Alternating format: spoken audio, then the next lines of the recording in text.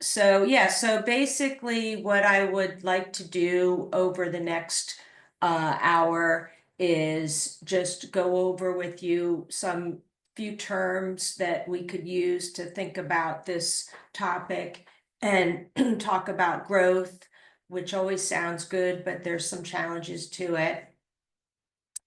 Provide a couple options and what I see in the landscape of accounting and ERP, and then some considerations that you can use for for thinking about what's going to fit for you, and then wrapping it up. So I guess I just want to clarify uh, that I spoke to John, and there's always some people have their way of handling these webinars. I prefer if you have a question or a comment that you throw it in the chat. I don't want to make it too disruptive, but I don't mind at all being interrupted with any questions while we're going over a topic, as opposed to waiting till the end. If you're a wait till the end, write things down person, that's cool. But I just want to be clear. I guess I'm kind of more of a interactive learner myself, so I prefer to be able to raise my hand, so to speak, and ask questions along the way. So please feel free, and I know John, with his experience, might also chime in. So here's just a little bit about me. So I own a company, KBS CFO, with the DBA as distillery CFO. I fell in love with the distillery industry over 15 years ago, working with certain clients that had picked that, and I had the opportunity to work with them, and again fell in love with the industry from both a consumption and a accounting perspective. So we've worked with hundreds of businesses at this point. We're celebrating 20 years of working together. I am a business owner, like I'm assuming many of you are. I have a lot of identities, so to speak. I'm a CPA and have a couple other alphabet soup from the CPA industry on my title, including CGMA, and which is a an acronym for a credential for management accountants, which is primarily what I spend most of my time doing, management accounting. So I have the opportunity to be a podcast guest on a number of podcasts and do webinars like this about once a quarter. And I have dug in a little bit on improv. But I do really, I haven't done that lately, but I definitely subscribe to this yes and approach in life and work. And then I do, sorry for those, vodka producers or gin. I definitely more of a brown spirit, prefer in my cocktails. And then this is a little picture of my kids and me. I'm going to be skiing next week. So just a little bit about me. I know people always have this vision of accountants as having no other life. So, further setting the stage, when I think about this topic of outgrowing your ERP system, I like to always think about, you don't know if you're outgrowing or where you are unless you kind of identify where you are, rather. So if you are so inclined, you could add to the chat where you see yourself.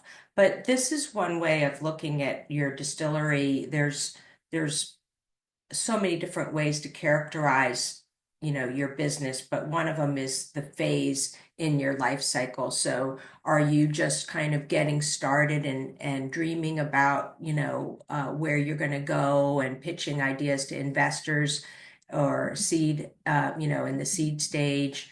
Are you we're working with a few distilleries that are building out their their buildings right now, and they're really pre-revenue. So we work with certain distilleries that are in that phase, and then those that are really early operations or growth, and then ideally expansion.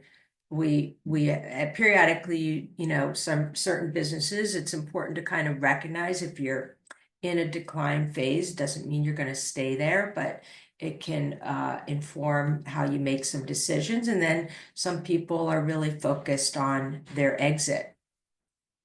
So with these kind of phases in mind, I'll come back to framing like your thoughts about your ERP system, what system would fit. Part of it, one consideration is what, how you view yourself in terms of the life cycle.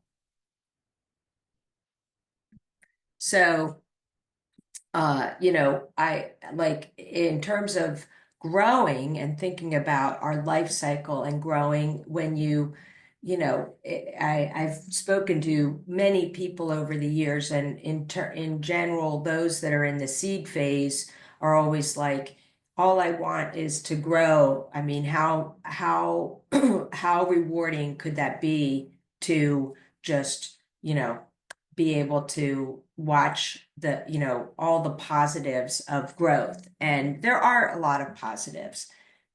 So for sure.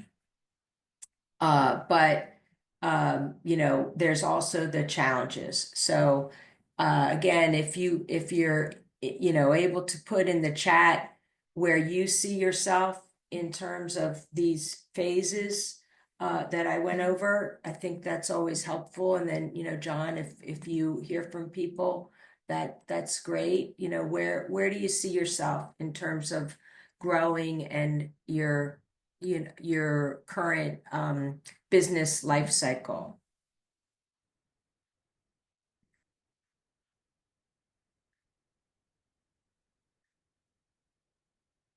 So, in terms of growing, like I was saying, there's really, amazingly wonderful things about growing, but there's growing and then there's outgrowing, right?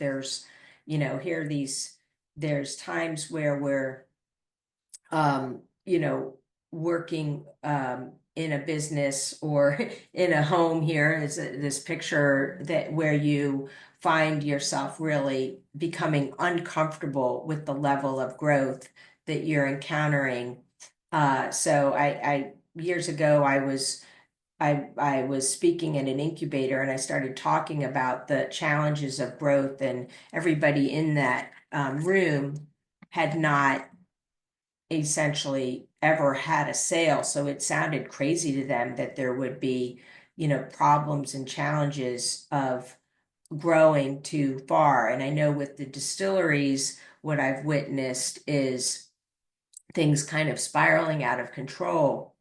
I'm working with one head distiller right now, and they basically can't keep up with the invoicing process. They've decided they needed to do it in-house. That is something that we do for some of our clients, but that's what they've been doing for a while, and they can't keep up. And it's essentially impeding their ability to fulfill sales. They don't know what they have in stock.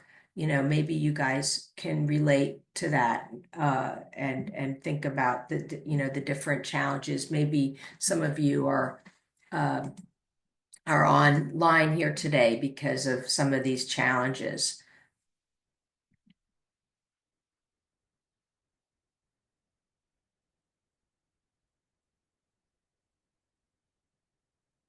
So unpacking this a little bit more and having the right ERP system, it all really centers around where you see yourself in terms of these growth indicators and that phase that you're in.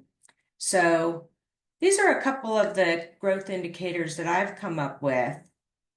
And I don't know if you see something missing, you might, and I welcome your input. But basically, on my end, which, this is the first one is very accounting focused. I'll admit that. When you see a real uptick in transaction volume, like I was describing, just, your distributors finally coming through for you, and you've got a large amount of transaction volume, or you're using something like Big Thirst or one of the online resellers, and basically are able, having a large amount of transactions. Or what sometimes happens is it's not on the sales side, it's on the purchasing side.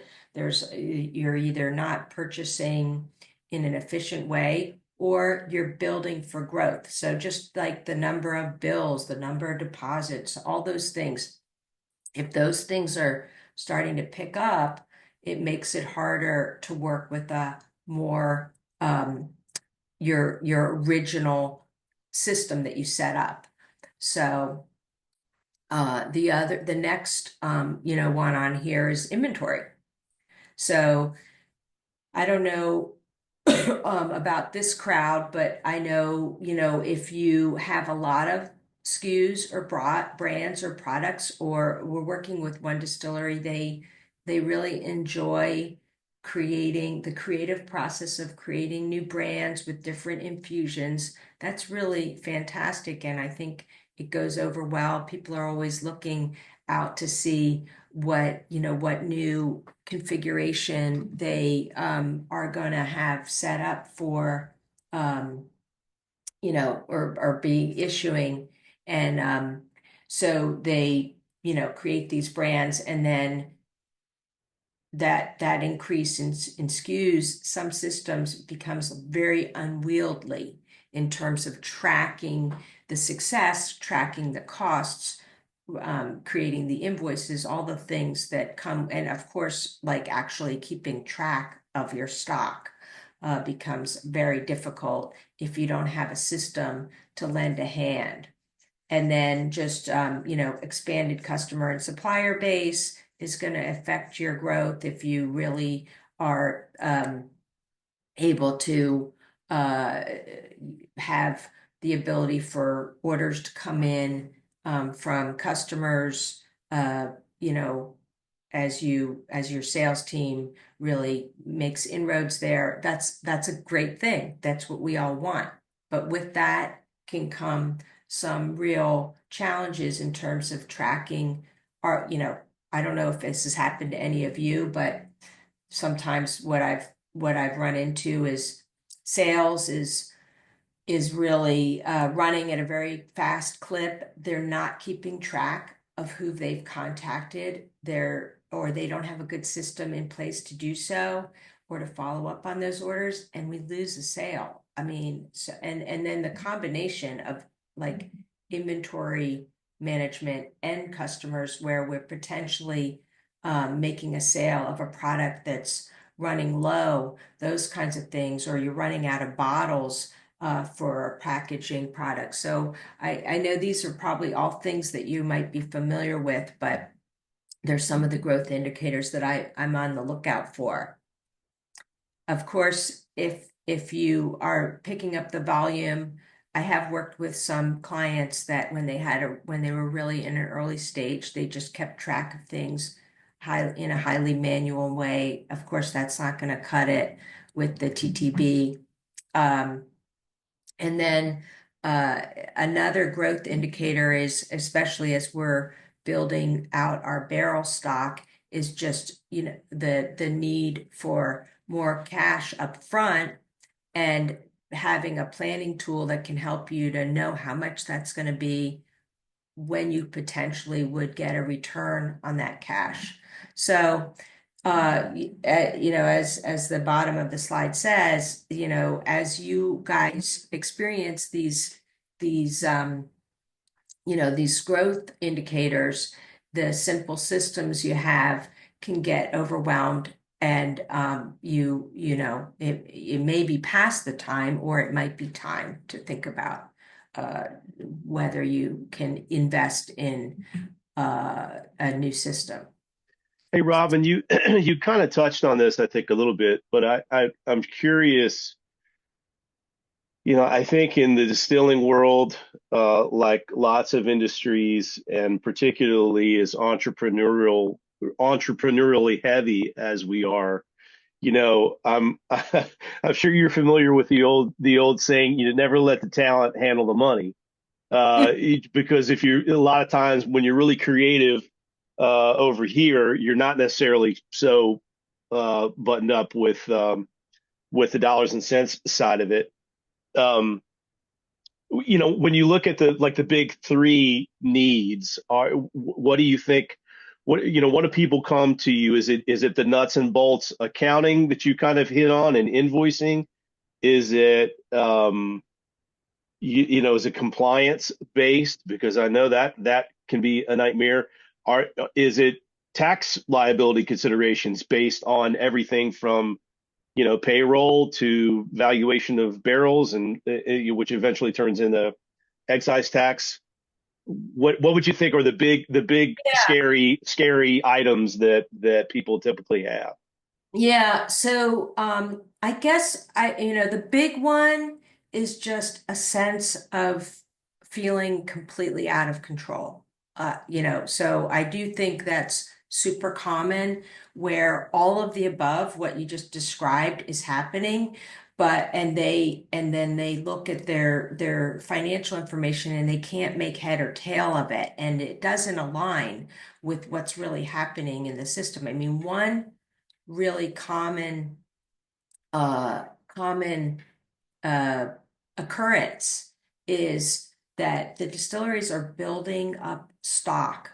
They're building for growth, and their financials don't reflect it. They can't convince investors of how worthwhile the investment is going to be because of the way the accounting is. So I've run into that a good bit.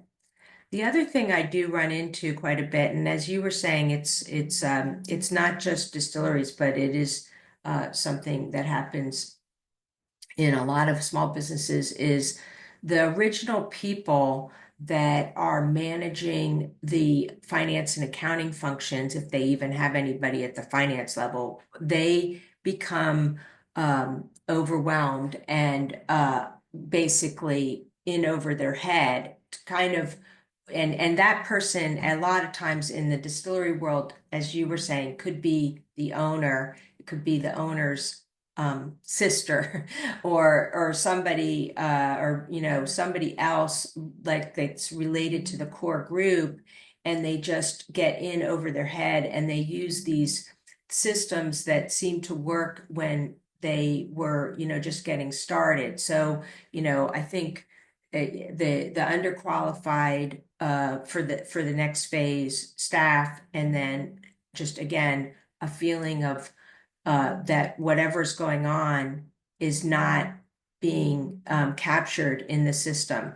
Sometimes compliance does come up for sure. We definitely have had some clients that just are like, I don't want to deal with that. It gives me hives, to to contend with that kind of thing. That's a little, I honestly, it's a little more rare than I would have originally thought, because in other businesses, the tax stuff comes up a lot more regularly.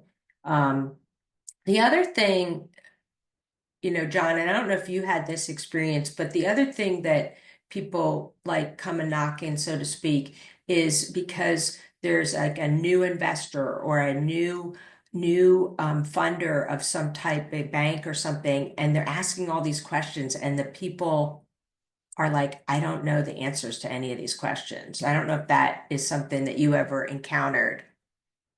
I did actually, and um, you're right. It not only, I mean, there's a couple things about that. Not only, what do you show somebody? What do you give somebody? And I'm sure I don't know if there's a name for it, but a document that you would produce that essentially hit all of the things that they would want to know. But also on the ownership end, when somebody comes and they want to buy, 17% of the business. Well, that sounds really easy to say, but it's a little bit more complicated when you start actually doing it, right? And so I would imagine that that's something that you hear a lot of, how do we do this? Or of the three ways in which we can do it, what is best for the business right now? Yeah. And I guess you'll see it in another slide, but my general like strong recommendation is to everybody. And again, John, you might have experienced this, but as soon as you start taking money from, outside people and it's not, you're no longer bootstrapping, you really do need to consider getting, hiring a professional because you've taken somebody else's money, and what I see a lot is that they that happens, and they sell that 17% somehow, and then they basically are unable to answer a lot of the questions about what's going on with the business, and it can cause a lot of stress and tension, and in a way I could argue like it's not it's we should, if we take somebody's money, we should, or they're willing to invest in us,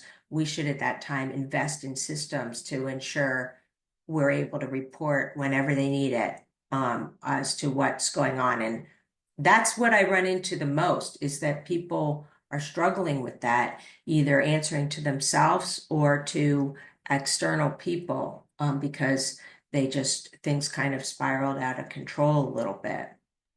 Yeah, having been in many a board meeting when those questions came up from a new investor in the business, that's a hot seat nobody wants to be in when Yeah. you can't answer those questions, or can't get Or you somebody on the don't phone like the quickly who can. Yeah. Yeah. Yeah. Or the answer is like, something that you just don't want to say out loud. Like I have worked in a number of still distilleries that have, burned through a lot of cash. And, what are these people, that board person going to say? Where did all the money go? Right. And so, it's not great when there's less money coming in than there's going out, but you do want to be able to answer those questions. So, and it's very uncomfortable when you walk in and you don't have an answer to that. And you should be able to answer that to yourself too, so these are more signals of, outgrowing system that maybe they look familiar, to you. It's kind of aligned, John, with what we are just talking about.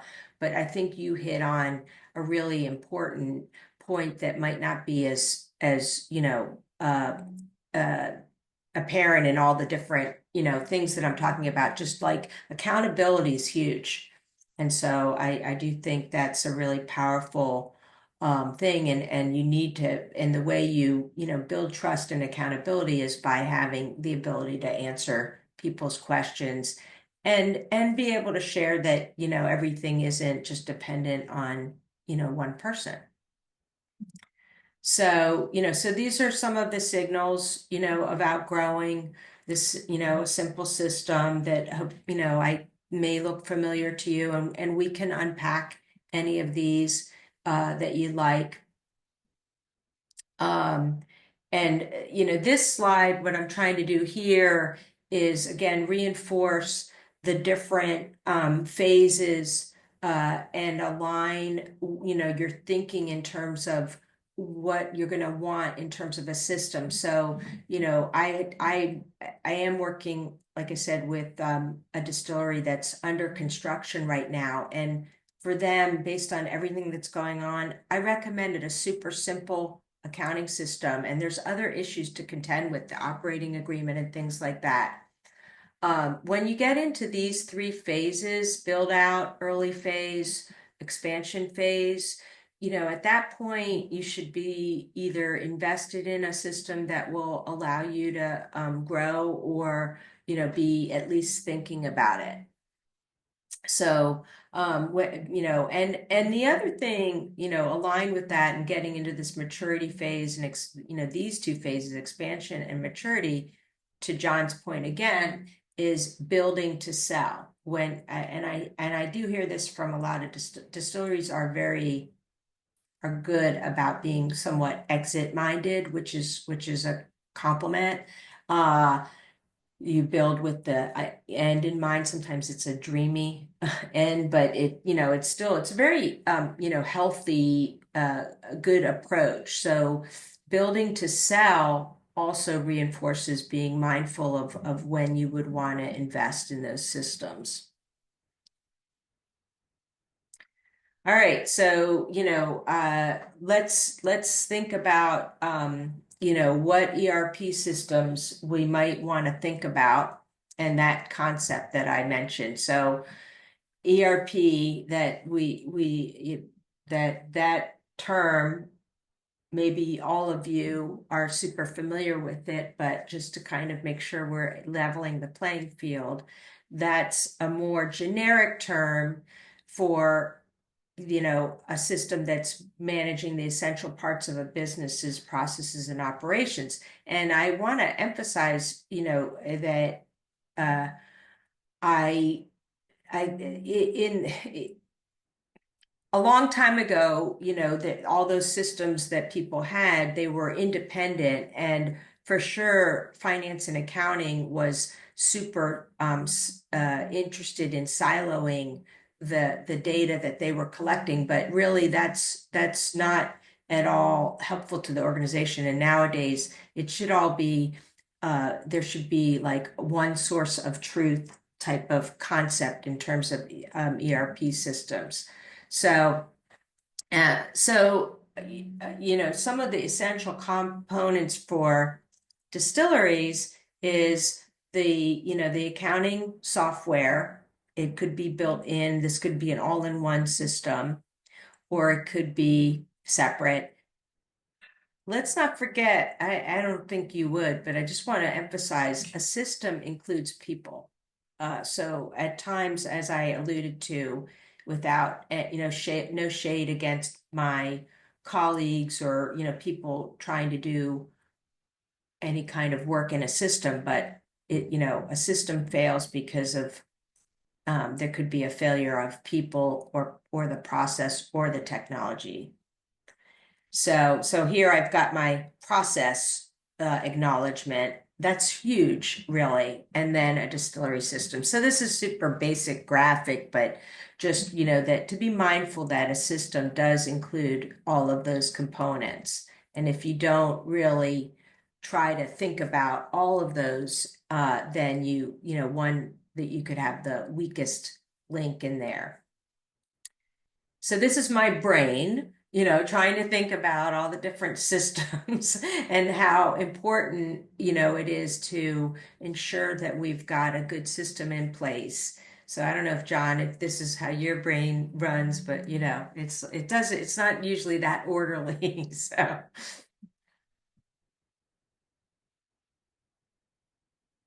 So some of the features for an ERP system to consider, and I know this is a very, we've got just an hour together. You could probably spend um 2 days on this topic. Well, maybe it would be too boring to you guys, but I know I could spend a lot of time.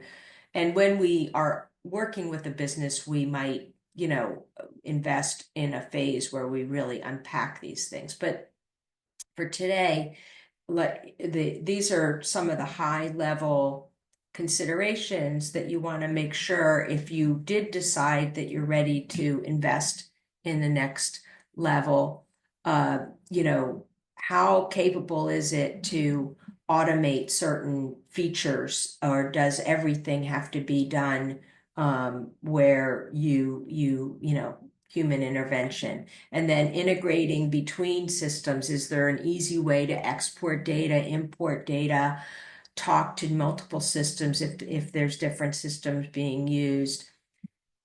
Can you get the reports you want to really answer the questions that are important to running your business from those systems? That's usually a fail point. I know that I run into where people they're able to I mean, one of the most common things, John, that I didn't, I glossed over, but just a lot of times distilleries don't have an effective way at the beginning to know what the cost of a standard case is for them. They they're just cranking things out. Maybe that's not the case with the people on this webinar today, but I do run into that. So you want a report that's going to help you with that, right? Yeah, I think there's a little of that. I mean, I think people are smart about their cogs and get to where they need to be for the most part. But I also think some of what you say, which is, it's like a restaurant writing their menu before they bought the first box of French fries. I think there's a little bit of that too. And Yeah, people at the very least, people need help slash a gut check to make sure that their numbers are right before moving into moving everything down the line using that as the linchpin for sure. Yeah. yeah, yeah. A lot of people, they know the components of a packaged case, the bottles and the labels and all those things, and they can usually like recite it by hand, but it gets a little challenging when the volume picks up. But I've seen some really beautiful spreadsheets along the way. Um, So, of course you want it to be able to scale. And when I say scalable, even though I want to, emphasize all the optimism, that means basically once you're in that system that it's, able to handle the growth, but also not gonna bankrupt you if you suffer a decline, So being able to figure out traceable like batches and lot tracking, that's really powerful, important. Um, Never want to forget about, if you have a system nowadays that you can actually get some help for it. So I'll talk about that a little bit. And then some kind of oversight. Again, here I am. I'm really there talking about human oversight. It could be even like alerts within a system, but some way, like actually what John was just saying, like some way of having a system that allows for gut checking of some type. So, and then I think it's really important that you not be like overwhelmed by, everyone needs to be able to use the system and not be struggling for hours to do the most basic things. So on the accounting system, which was the title of this, had the title on the webinar, these are some of the accounting systems. And I guess if you don't mind just throwing in the chart in the chat or the Q&A, I don't know which one you're using, John, but what accounting system if you know which one you're using. It could be one on here, or maybe I missed one. So it'd be great to see what the different attendees were using, in part so I could potentially speak to the different accounting systems that you might be the attendees are talking about. I'm actually using the chat, and yeah, if you're on the on the webinar and want to share with Robin the system that you're using, or if you have any specific concerns or questions about that system, throw that in there too. But please, as always, you have any questions for Robin, just put them in the chat, and I'll deliver them to her. Thanks. Perfect. So yeah, there's other there's so many other accounting systems, but in mostly these are the ones that I run into with those hundreds of businesses that I've worked with. There are some distillery systems that are also have accounting as well, and I'll talk about those a little bit. But a lot of the businesses that I nowadays that I start with are using QuickBooks Online, which or QuickBooks Desktop. So that the Intuit products are very popular. They're you could what I hear mostly is that people view them as inexpensive. I would argue that they are more expensive. There's hidden costs to using those products. I don't mean to necessarily bash those products. They can be great, but for a distillery, they don't have the features that ultimately a distillery or a manufacturing operation really needs to, to manage those growth. Another product that is in that same lane is Zero. So I don't know if any of you are using that, but it's a competitor for QuickBooks Online, and some people really find that they like that. The same kind of concept. It's like if you're just trying to keep track of the basics and you're in your early stage or you're under construction, maybe those are fine. We work very regularly with a product called Sage Intact, and I do find it's not that well marketed outside of the accounting industry, so it's possible nobody's heard of it, but it's an international brand and used by millions of companies, and it has great features that allow for multiple types of reports and dashboards and all that neat stuff. And then um, Oracle NetSuite is also, in terms of pricing, Sage Intacct and NetSuite are competitors along with Dynamics. And so those are in one different echelon of pricing. Uh, and then, some of you may be still using Excel. I mentioned if you're in an early stage where you're again under construction, there's solutions like this product bench that I reference here. There's one's called KPMG Spark. There's a number of them where the bookkeeping and the software is embedded, and they can be a really great solution for early stage or when you're at, phasing out.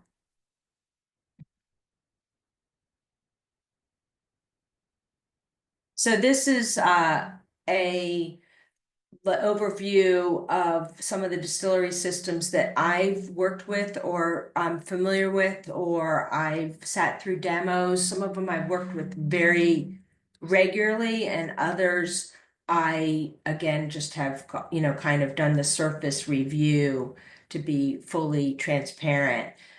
So I'm not seeing a lot of action in the chat, and maybe it's which is totally fine. But just, if anybody sees it is, if there's something that's missing here, or if you had a particular question or a disconnect, then let me know.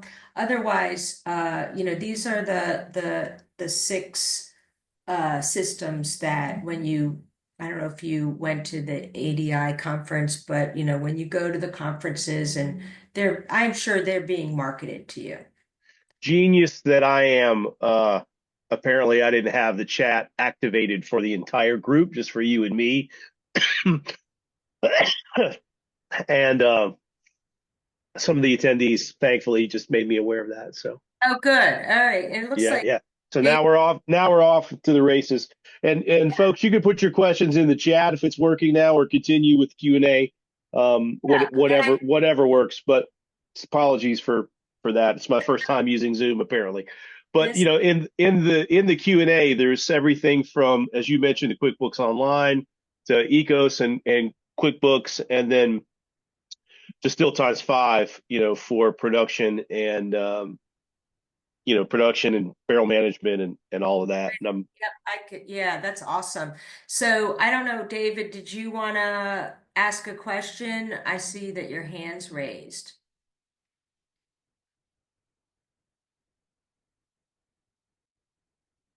So I'll let you correspond with John and see if there's something you wanted to ask. So this, yeah, so you guys, it sounds like you're super familiar with these products, and I'll give you like my 5 minute um, view on each of them. So uh ah, huh.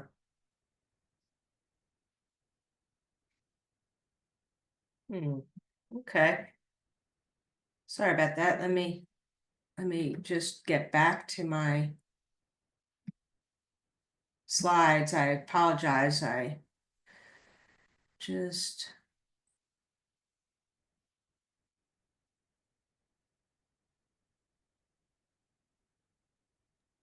David says we've used orchestrated ecos and are looking at Beer 30 as a more efficient system. Okay.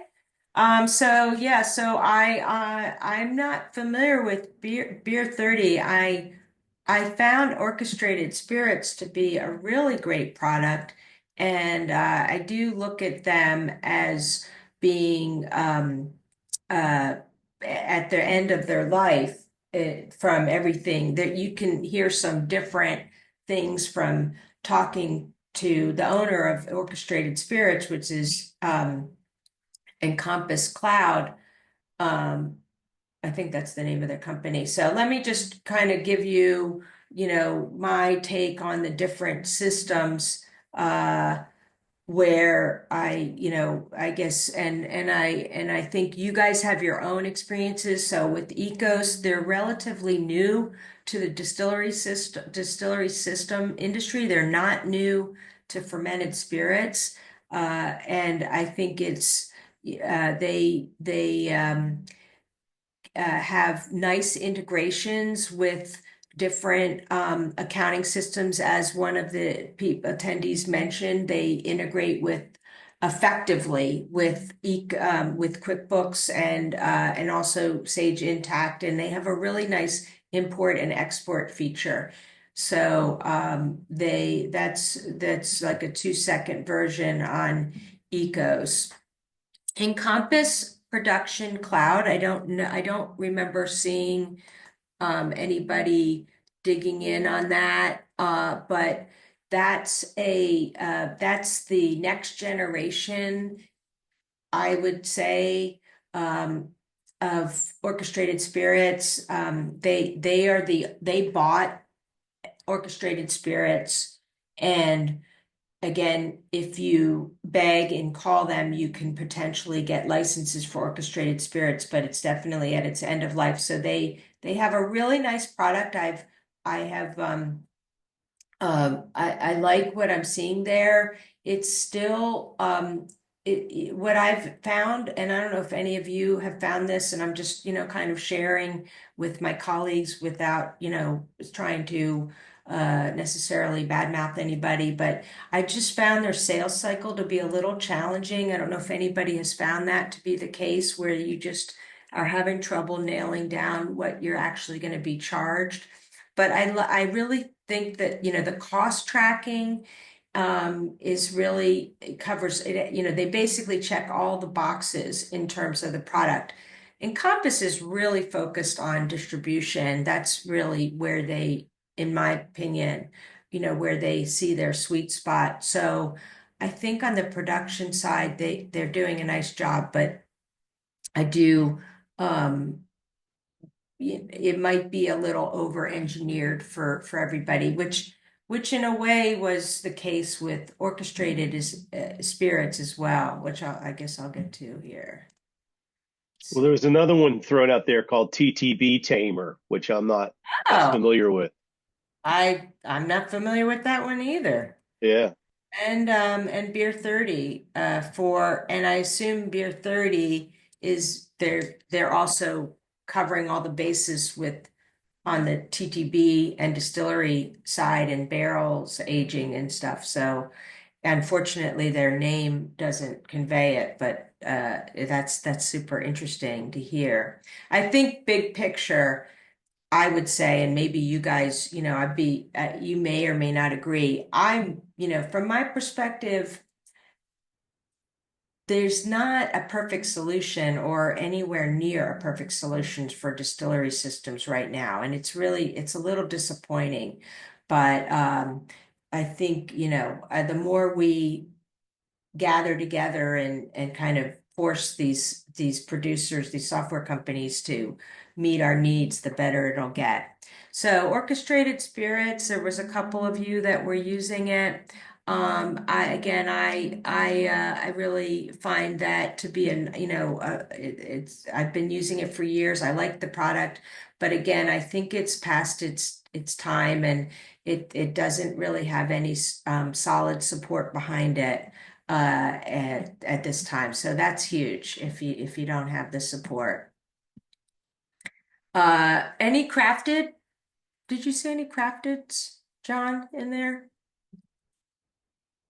No one had said crafted, but that doesn't mean there Yeah. isn't somebody using it. Yeah. So Crafted is built on a NetSuite platform. Like Orchestrated is built, I don't know how many tech people, I don't want to lose anybody, but Orchestrated Spirits is built on a SAP Business One platform. So you have to pay licensing. Maybe you don't understand what I'm talking about, but you have to pay licensing to two parties. So that makes it more expensive. So Crafted is in that league. It's an all-in-one. You do your accounting and your production in there. And this is like, again, the 5-minute version. So if you guys have questions, you can reach out to me. Brutus is similar, is also an orchestrated spirits lookalike. They might not like that I'm saying that, but that's how I look at it. And um, it has all the features really of orchestrated spirits, but but also addresses some of the inefficiencies of orchestrated in that you're able to connect with third parties and it's more of a web-based solution, which is one of the downsides of orchestrated. And then Distill by Five or Whiskey Solutions or Systems, I might be saying that wrong. That's that's a very popular one for organizations that are starting up, and we work with it extensively. I think it's a great product. It's definitely checking the box on the compliance side, but it's very weak on the cost management side, in my opinion. So I think it works well for producers. They love the proof calculator and different elements of it, but when it comes to managing your costs, it's really it makes you work pretty hard. And then I just had a little joke about Excel. So be conscious. I'm looking, be conscious, please, of that there's the three components of a system and be aware at times we have great people and great technology, but nobody's invested in the time to create up standard operating procedures. And or there's a weak link in there. So, for going through this webinar, and it's a short version of these considerations, but just ideally, kind of giving you some thought about what are some of the signs of like thinking, revisiting whether you should invest in a robust system, and I guess from my perspective, I make a comment here, you're investing millions at times in your hardware, your still, all those types of things. And you don't have to spend millions, but you want to provide the same kind of mindset for the system that's keeping track of all the money. So, treat tracking financial operations with the same deference that you would when you're buying that still, and then recognize what you're good at and what you're not and what you should be doing and what you shouldn't be doing, and consider getting a professional involved. So there's a little bit of encouragement. You guys are like constantly solving puzzles, and so does anybody have any other questions? Or John, did I miss something? No, I think we're caught up on questions in the chat and in the Q&A. We did Awesome. have somebody say they were using something called Sage Intact. Yes, that's what I we use Sage Intacct quite a Okay. bit.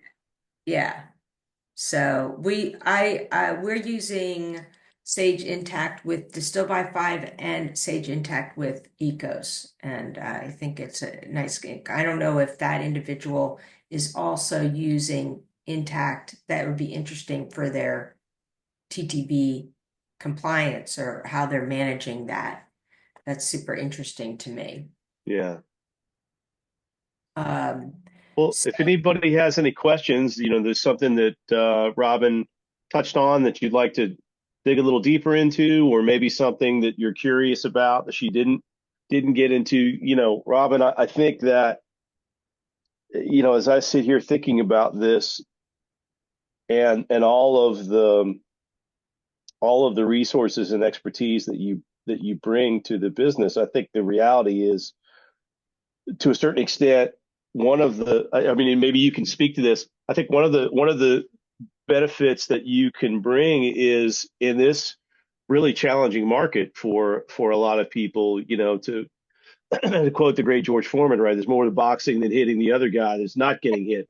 So I think, there's a lot of people who obviously thinking about maximizing sales and maximizing profits, but I think now more than ever, people are looking at, minimizing exposure. And how do we, there's a there's a storm somewhere, and how do we best prepare ourselves to weather it when it comes? Yeah, I think uh like to the extent that you can, it's challenging, but to the extent you can build a business that is not overly dependent on, one person and is gonna be there to sustain and grow so that when that storm happens, like what happened, with COVID, which was really, a tough one for a lot of distilleries, at that point for where we stood, we actually were able to really, it kind of felt, I wouldn't wish any of that on anyone, but we were able to really make a difference because we had systems in place to help the distilleries address what, some of what was happening.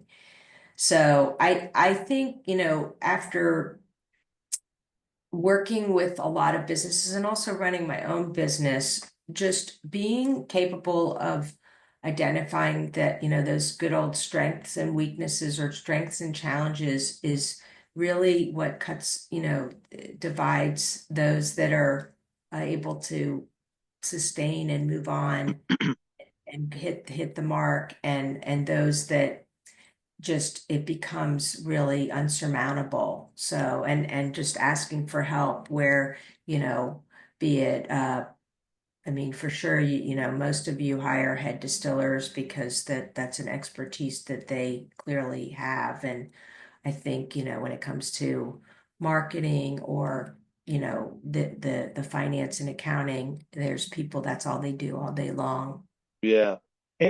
David asked, what point of sale system do you find works well with cost accounting and GL accounting systems? Do you have a Yeah, recommendation there? yeah, so we basically like a POS system that integrates with one of the distillery systems. So we do use Square and Arrived a lot, and basically, I don't know if this will make sense to David, but just basically is you let Square, Arrived, Go Tab, all those systems, Toast. I like Toast, and I like let them do what they do best, which is, basically collect the money.